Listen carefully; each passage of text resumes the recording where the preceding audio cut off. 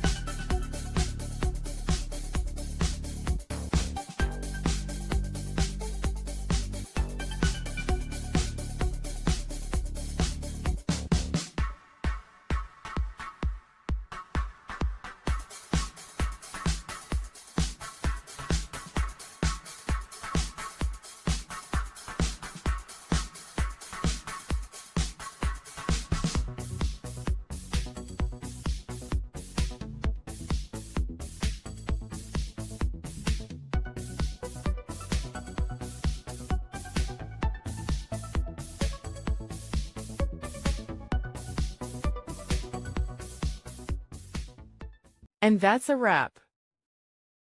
I hope you found the answer you were looking for. If you did, take a second to hit that subscribe button. It really helps out. And let me know in the comments which solution worked best for you.